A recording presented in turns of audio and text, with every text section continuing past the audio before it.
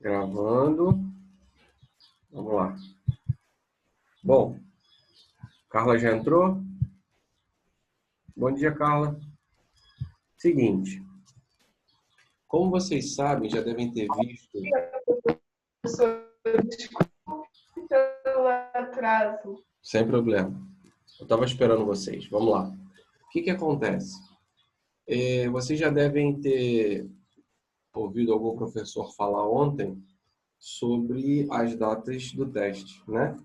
Os testes estão marcados para começarem sexta-feira, agora dia 23, e vão até, acho que dia 30. Até a outra sexta-feira da semana que vem. E eu marquei os meus testes. Segunda-feira, o de geografia, que é o que eu vou passar agora para vocês, conteúdo, e o de filosofia. Então, eu peço a vocês que peguem aí, por favor, um caderno ou agenda e um lápis para poder anotar as páginas. Apesar de eu já ter postado lá na Seneca Digital, eu acho importante falar com vocês aqui, porque assim eu explico tópico por tópico do que eu vou cobrar. Então, por favor, peguem aí um lápis e uma caneta, que eu vou falar as páginas, como são duas apostilas, né? Eu vou cobrar uma parte da apostila 2, que a gente acabou de terminar, e também tem a partezinha da apostila 3. Vamos lá? Pegaram um lápis aí e um papel? Uhum. Tá. As três estão me ouvindo? Sim. Ótimo. Então vamos lá. Eu quero que vocês anotem que o conteúdo da apostila 2 de Geografia vai da página 54 até a página 60.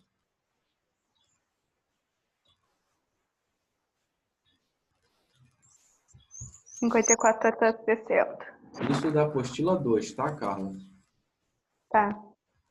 E agora da apostila 3? Repete, por favor. Sim.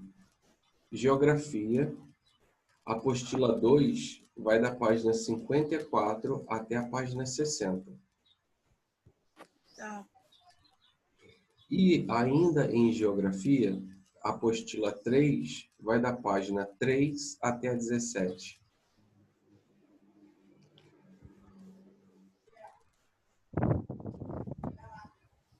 Foi? Não. Era da apostila 3, vai até aqui, página? Da página 3 até a 17.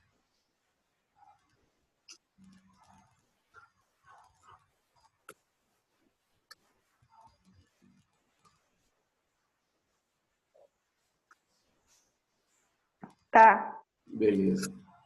Bom, só a Ilana que tá faltando dar o ok. Terminou, Ilana? Não. Já tô acabando.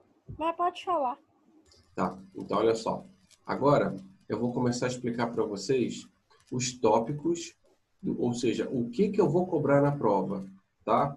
Porque só falar a página, é óbvio que tudo que está entre essas páginas que eu citei pode ser que caia. Mas os tópicos que eu vou passar para vocês, com certeza vai cair, tá bom? Então vamos lá.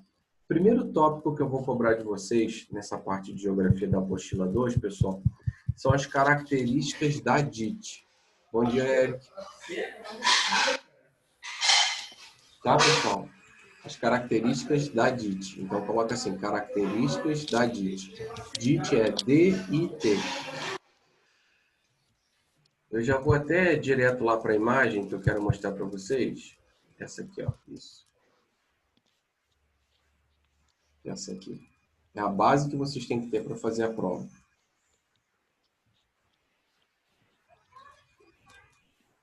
Quando vocês terminarem de anotar o tópico, é só me falar. Semana que vem é semana de teste? Sim.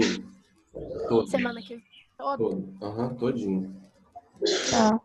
Terminei de anotar o tópico. Ótimo. Então, vamos lá. Ô, Eric. Oi. Você chegou um pouquinho depois, cara. Eu já passei para as meninas as páginas que eu vou cobrar no teste e estou começando a passar os tópicos. Então, anota rapidinho as páginas aí, por favor. Posso falar? Uhum. Da apostila 2 de Geografia, você vai estudar da página 54 até a 60. E da apostila 3, você vai estudar da página 3 até a 17.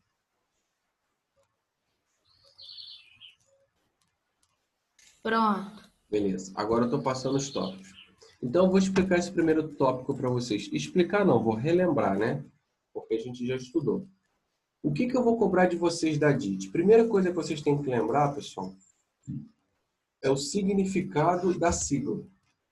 DIT significa o quê? Vamos ver se alguém lembra. Divisão Internacional de Trabalho? Exatamente, Eric. Divisão É só para Internacional. inicial. Divisão Internacional do Trabalho. Essa Divisão Internacional do Trabalho, ela é responsável, pessoal, por essas distribuições de responsabilidade de produção. Como assim? A DIT, ela foi, vamos dizer assim, criada para poder explicar, por exemplo, a relação de dependência comercial que tinha entre as metrópoles e as colônias. Por exemplo, no início da DIT, as metrópoles faziam o que com as colônias? Só retiravam os recursos naturais, minerais, né, e vegetais das colônias, como Portugal fazia com a gente, tirava o pau-brasil, que é um recurso vegetal, e depois o ouro, que é um recurso mineral, e mandava para a gente manufaturas, ou seja, produtos que eles fabricavam. Mas eles não mandavam de graça, nós pagávamos por isso, além do que éramos roubados. Tá certo? Essa foi a primeira relação de divisão internacional do trabalho. A segunda relação, e eu estou explicando isso porque é o que eu vou cobrar, a segunda relação ela se dá a partir do momento que acontece a primeira Revolução Industrial na Inglaterra, que aconteceu por volta de 1760. Tá? Então, nessa primeira Revolução Industrial inglesa, mudou um pouquinho a relação das colônias com as metrópoles. Por quê? Ao invés das metrópoles quererem apenas minérios, né, como ouro, prata, esses minerais assim, a metrópole ela começa a querer recursos de matéria-prima que possam ser utilizados na indústria. Por exemplo, o algodão. Então, o algodão é um exemplo, o carvão mineral é outro exemplo. Claro que o algodão para ser utilizado na produção e o carvão para ser utilizado na queima como combustível. E, em troca, esses países industrializados, as metrópoles, revendiam esses produtos a um preço muito mais alto para as colônias. Essa foi a segunda relação da DIT. Tá?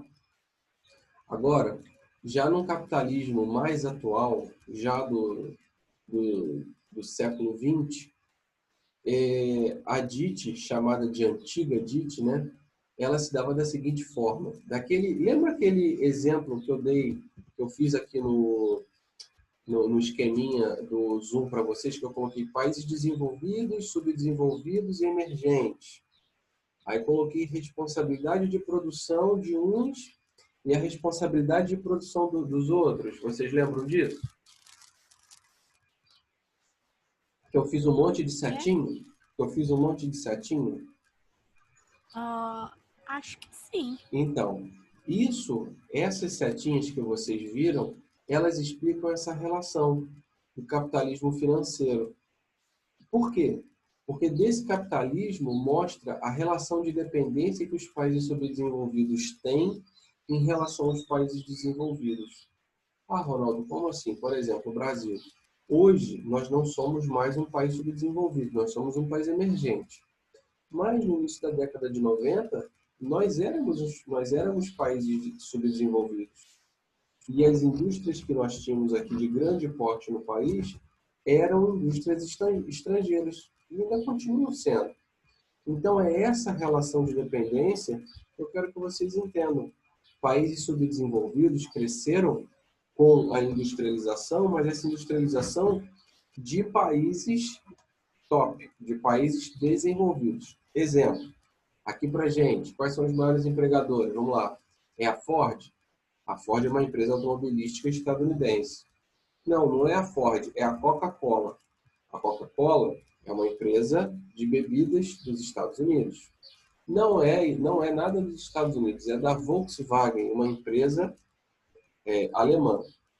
Então, eu posso dar vários exemplos para vocês aqui das grandes empresas que mais empregam no Brasil e eu duvido vocês encontrarem uma empresa 100% brasileira. Claro que tem a Petrobras, mas ela é metade estatal, metade não, ela é de economia mista, né? Seu capital, metade não, 51% é do Estado e 49% é privado, né? Então, isso a gente não pode levar em consideração, tá certo? Pensem nessa primeira relação da antiga DIT, que os países subdesenvolvidos eram responsáveis em produzir a matéria-prima, pode ser qualquer matéria-prima, borracha, madeira, o próprio petróleo, como os países do Oriente Médio, minério de ferro, que é o que a gente tem aqui no Brasil, e aí a gente exporta, a gente mandava para os países industrializados, os países desenvolvidos da época, e lá nas indústrias deles, eles beneficiavam essa matéria-prima e revendiam para a gente. Nesse exemplo, eu sempre falo sempre uso a madeira, por exemplo. Pensa num país subdesenvolvido na antiga DIT, pensa num país subdesenvolvido que tem árvore. Então, o país subdesenvolvido corta a árvore e manda para o país desenvolvido. O país desenvolvido, com as suas empresas, transforma essa árvore numa mesa, numa cama, transforma em vários produtos à base de madeira. E agrega valor a esse produto. Então, acaba vendendo esse produto muito mais caro do que quanto ele comprou a matéria-prima. Ok?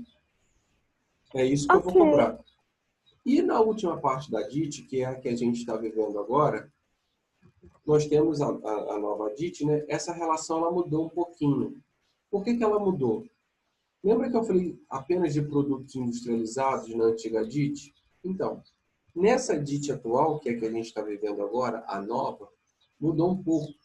Porque os países subdesenvolvidos começaram a receber indústrias no meio da década de 90 em diante, até os dias atuais, e receberam indústrias consideradas indústrias antigas, de produtos que já não são top de linha, que não são no topo do cenário internacional, que é calçado, que são as montadoras de automóveis, as montadoras de moto, de caminhão, as montadoras de eletrodomésticos, ou seja, essas indústrias consideradas ultrapassadas e que causam algum tipo de poluição ou sonora ou algum tipo de poluição que seja, elas foram mandadas para os países subdesenvolvidos. Por quê?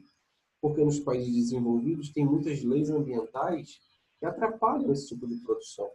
Então, elas vieram, no meio da década de 90, vieram para o Brasil, vieram para a Argentina, vieram para o México, principalmente as estadunidenses, tá?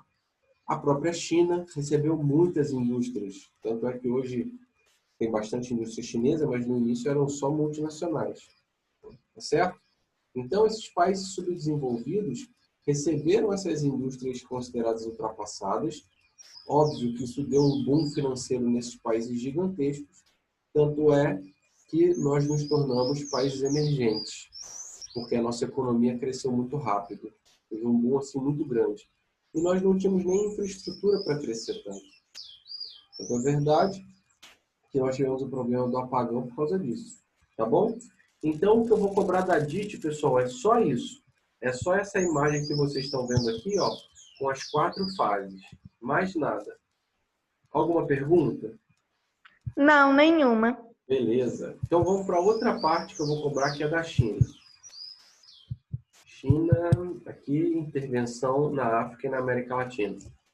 A única coisa que eu vou cobrar da China, nessa parte de geografia, que eu vou cobrar de vocês, pessoal, a única coisa que eu vou cobrar é essa intervenção chinesa nos países africanos e da América Latina.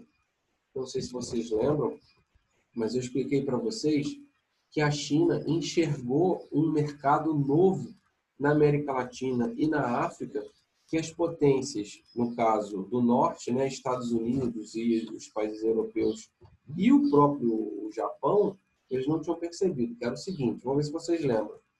Esses últimos países que eu citei sempre exploraram da África e da América Latina as nossas riquezas naturais, minerais. Tiravam daqui, que é o que a DIT faz, né? Tiravam daqui para poder utilizar lá. O que a China está fazendo?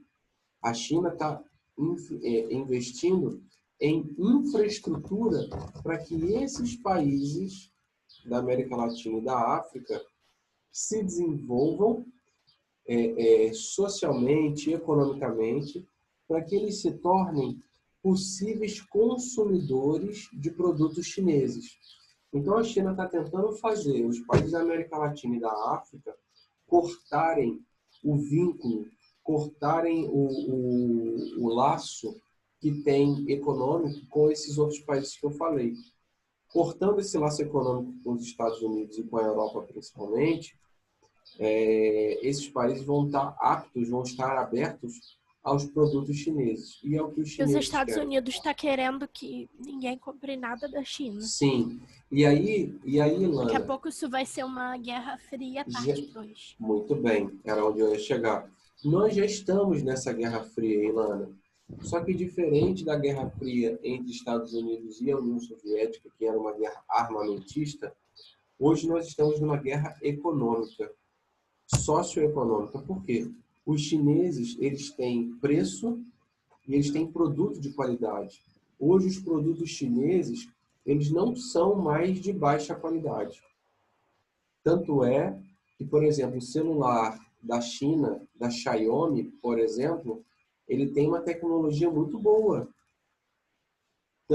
Isso está sendo comprovado pelas vendas. Aqui na América, nem tanto.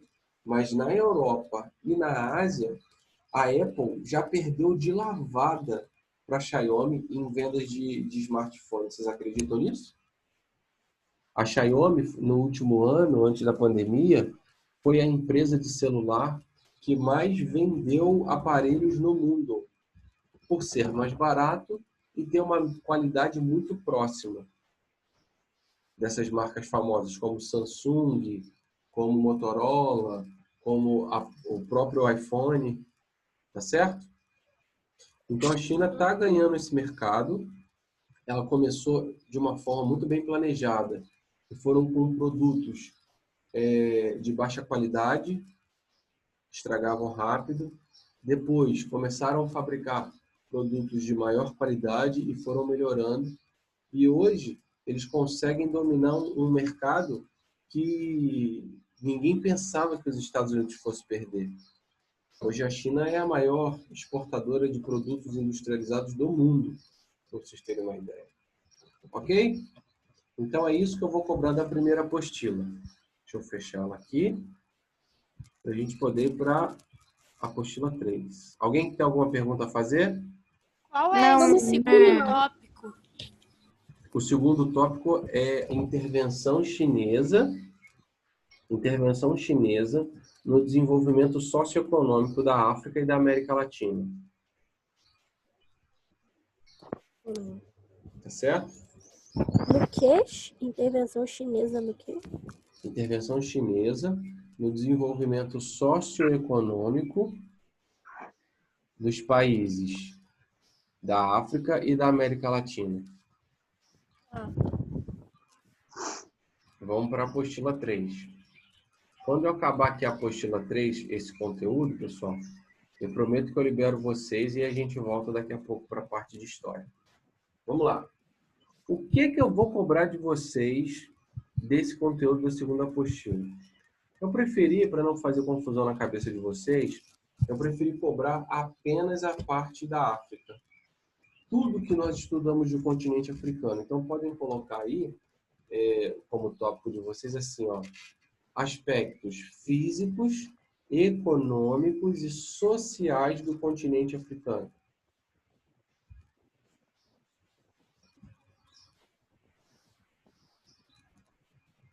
Físicos, sociais e econômicos do continente africano.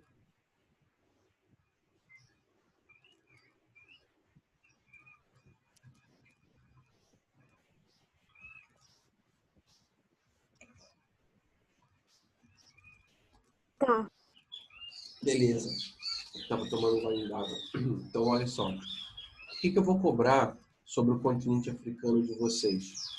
Primeira coisa, eu vou falar sobre a parte física, tá? Então, pensando nessa divisão política, vocês sabem que essa divisão ela foi feita pelos europeus. Não houve um respeito em relação à cultura africana, porque vocês sabem que várias tribos africanas foram obrigadas a conviverem juntas no período colonial. Vocês lembram disso? Uhum. Então, nós conversamos sobre isso. Durante a Segunda Guerra Mundial, entre 1939 e 1945, os países europeus se viram perdidos, porque eles foram massacrados. Eles se autoflagelavam, né? Porque a guerra foi dentro da Europa, e foi uma guerra muito séria. Quase que os alemães, junto dos italianos na Europa, quase que eles conseguem dominar todo o continente. E o Japão eu nem falo porque foi lá na Ásia. Então não tem intervenção nisso que eu vou falar agora. E aí o que aconteceu?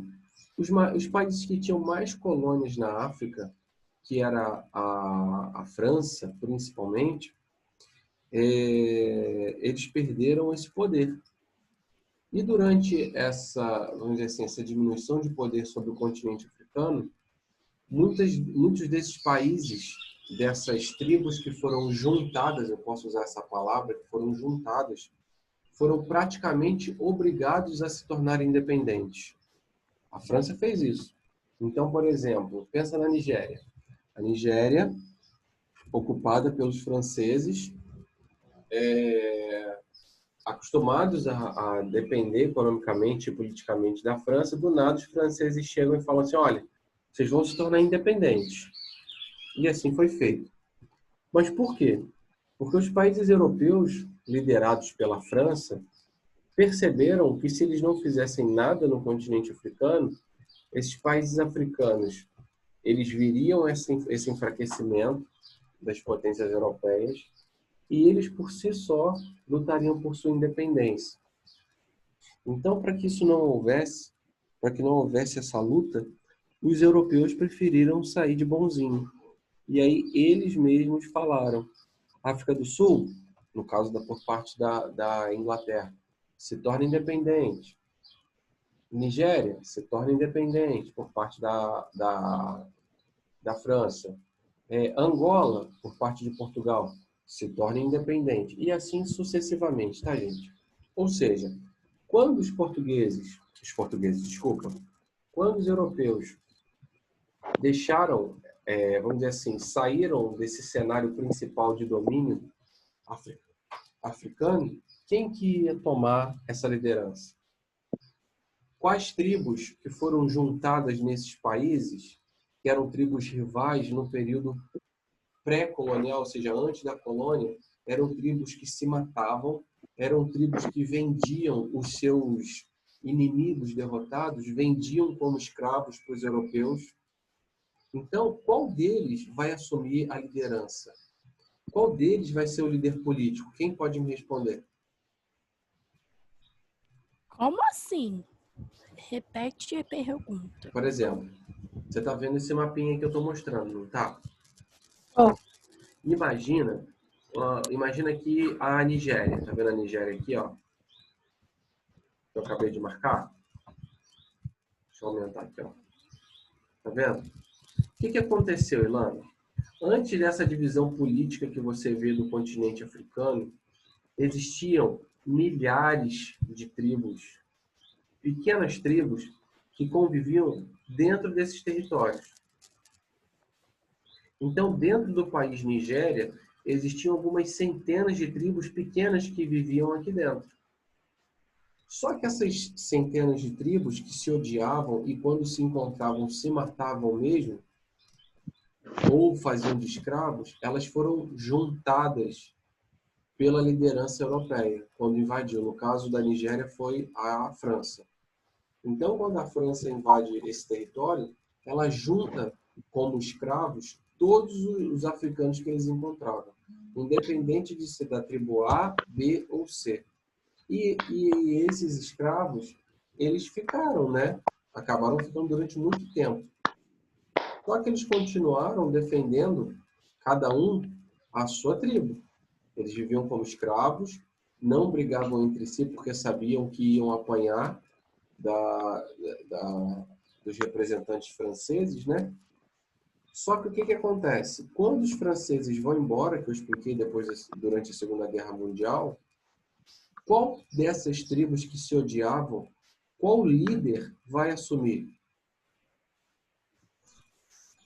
Que colaborar com a Europa. Com os Muito bem, europeus. exatamente. O que colaborar com os europeus. Por quê? Os europeus ainda têm influência política, têm influência econômica, porque as principais indústrias desses países são de países europeus. Só que o que acontece? Esse líder, ele não é aceito por toda a população. Eu vou dar exemplo de um país aqui chamado Ruanda. Ó, Ruanda, acabei de marcar aqui, ó. Vê se vocês estão enxergando aí, ó. Ruanda. Não dá para enxergar. Então, Ruanda tem até um filme que vale a pena vocês assistirem. Se vocês estiverem em casa ou conseguirem na internet, pode assistir hoje que vale a pena. Se chama Hotel Ruanda. O que conta esse filme? Ruanda é um país muito pobre no continente africano que foi colônia da Bélgica durante muito tempo. E aconteceu todo esse processo que eu expliquei para vocês da França com a Nigéria, aconteceu da Bélgica com Ruanda. E aí se formaram, ou já existiam, melhor dizendo, duas tribos muito fortes em Ruanda. A tribo Tutsi e a tribo Hutu. Os Tutsis, quando os belgas chegaram, foram escolhidos para fazerem serviços mais leves. Serviços de escravo, mas serviços mais leves. Serviços, por exemplo, caseiros. As mulheres Tutsis, por terem uma feição, um nariz menor, por terem a pele um pouco mais clara, foram escolhidas para fazerem um serviço dentro da casa dos belgas lá em Ruanda. Os homens Tutsis, por não serem tão altos, por terem um nariz um pouco mais afinado também, eles foram escolhidos para fazerem serviços de jardinagem. Enquanto que os Hutus, que eram a outra tribo, por serem homens e mulheres mais fortes, o nariz com um tipo mais largo, as feições mais brutas, eles foram escolhidos pelos belgas para fazerem a parte mais pesada. Então, levantar peso, fazer serviço pesado mesmo. E durante todo o período colonial foi assim. Quando, durante a Segunda Guerra Mundial, os belgas foram embora e deixaram o continente africano e, logicamente, Ruanda para lá, quem assumiu o poder? Os Tutsis. Porque os Tutsis eram mais próximos dos belgas. Só que os Hutus não aceitaram. E aí começou uma guerra civil gigantesca, com mais de 1 milhão de pessoas mortas. Ah, Ronaldo, 1 milhão pensando em guerra é pouco. Mas pensa que essas mortes aconteceram com facada, com facão, no soco, botavam fogo. Os Hutus ficaram tão com esse sentimento de raiva, tanto tempo preso, que quando os belgas foram embora, os Tutsis foram exterminados de Ruanda. Então, é esse conflito que eu quero que vocês entendam. Porque essas tribos, até então, elas não se degladiavam até o momento em que os belgas chegaram. Cada um vivia dentro do seu território. A partir do momento em que os belgas juntaram essas tribos, elas ficaram convivendo, não teve jeito, mas quando os belgas foram embora, eles se degladiaram. E isso aconteceu em todo o continente africano. Só que vocês têm que entender que esses conflitos, eles são muito positivos, tanto para a Europa quanto para os Estados Unidos. Por quê? Os países africanos não se desenvolvem, não se desenvolvendo, eles continuam dependentes dos países europeus e dos Estados Unidos, e o principal, A indústria armamentista dos Estados Unidos e da Europa vendem muito para esses conflitos africanos. Então, é um ciclo vicioso, que infelizmente ainda acontece. Ok? Então, essa questão ela é muito importante. Posso passar adiante? Pode. Então, isso que eu falei com vocês, pessoal, foi a questão socioeconômica. É para vocês entenderem por que existe tanta diferença social e econômica no continente africano. E digo mais, isso tudo que eu contei para vocês, pessoal, é da África subsaariana. Pega aqui, ó, de Senegal, Gâmbia, Burkina Faso, Nigéria, República Centro-Africana, Sudão, Etiópia, desses países aqui para o sul. Por quê? Sudão, Egito, Líbia, Chad, são países... Sudão não, nem Chad. Mas o Egito, a Líbia, a Argélia e o Marrocos, eles são chamados de África Branca ou África do Norte. Esses países não sofreram tanto com essa intervenção europeia por eles já terem sido ocupados em períodos anteriores e já conviverem de uma forma mais amena. Então, quem sofreu mais com isso foi a África subsaariana. Importante vocês lembrarem que essa divisão ela vai ser cobrada. A África se divide em África subsaariana, ou seja, a parte dos países que estão ao sul do Saara, e África do Norte. Ou também pode ser chamada de África Negra, que é associado à África subsaariana, ou África Branca, que é a parte norte da África. Tudo bem? Sim. Beleza. Para encerrar e liberar vocês, é importante que vocês saibam a parte física do continente. Por exemplo, sobre hidrografia. Qual o rio mais importante dessa história do continente africano? O rio Nilo. Por quê? Tem o rio Congo também, muito importante. Eles são rios importantes por quê? Porque são populações muito pobres, vivem da agricultura. Então, os rios são utilizados para poder fazer a irrigação desses plantios. Ok? Ok. Alguma Ok. outra pergunta? Não, professor. Então, pessoal, daqui a 7 minutinhos nós voltamos com o conteúdo de história, que eu vou postar isso daqui e daqui a 7 minutos eu volto, tá bom? Tá bom. Até daqui a 7 minutos. Mas, professor, Pode falar. vai ser só aspecto físico? Não, o aspecto físico eu falei, mas eu também falei no início agora, você deve ter ouvido, sobre os aspectos sociais e econômicos. Quando eu falo desses conflitos entre as tribos, eu estou falando do porquê que esses países não se desenvolveram. Por que eles ainda são dependentes das ações norte-americanas e dos europeus. Tá? De ter um IDH baixo, de ter uma péssima qualidade de vida, isso tudo entra nos aspectos humanos e sociais. Beleza? Beleza. Então, tá bom. Agora, daqui a 6 minutos eu volto, pessoal. Vou fechar. Tá.